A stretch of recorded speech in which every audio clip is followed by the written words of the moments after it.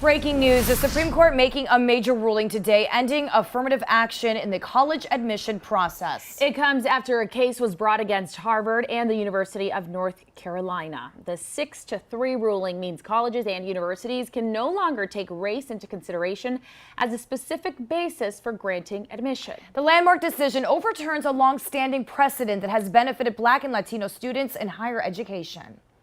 In a major 6-3 Supreme Court ruling, the justices split along conservative and liberal lines, with the conservative majority striking down the use of affirmative action in higher education, effectively upending the use of race as a factor in college admissions in order to achieve diversity on college campuses. The court had heard two cases challenging the admissions policies of Harvard and the University of North Carolina. Chief Justice John Roberts writing the majority opinion, saying Harvard and North Carolina programs violated the Equal Protection Clause because they failed to offer measurable objectives to justify the use of race.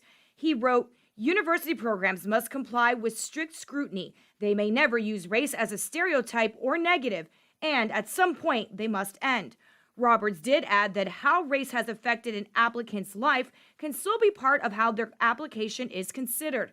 But colleges and universities will essentially not be able to take race into account. It really does knock down pretty much all of the admissions policies that consider race right now on the basis of diversity, and changes the game really for students trying to get into colleges and universities. Justice Ketanji Brown Jackson recused herself from the Harvard case, but offering her dissent in the UNC case, saying, with let them eat cake obliviousness today, the majority pulls the ripcord and announces colorblindness for all by legal fiat.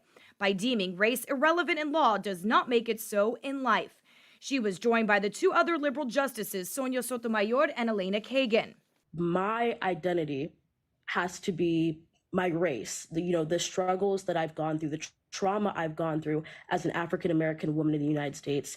If I were applying to college today, I would have to write about those traumas in my Common Up essay. The two cases before the court, both brought by a conservative advocacy group asking judges to reverse more than 4 decades of legal precedent. In the first one, Edward Bloom argued Harvard discriminates against Asian American applicants by using subjective standards to score their personalities. In the second, he alleged University of North Carolina discriminates against white and Asian American students by giving preference to Black, Hispanic, and Native American applicants. Both institutions deny the allegations.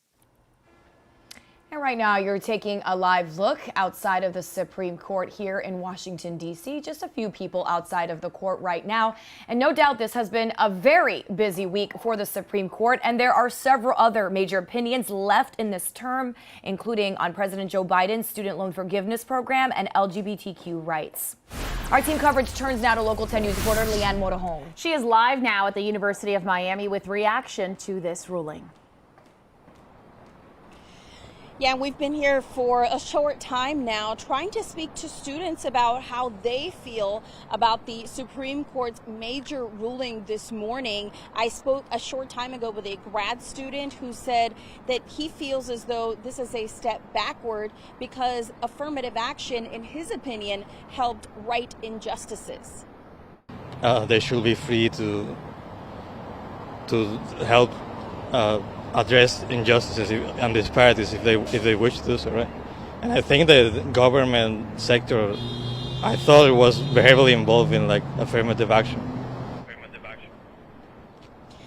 And we're also hearing from many folks, many lawmakers as well.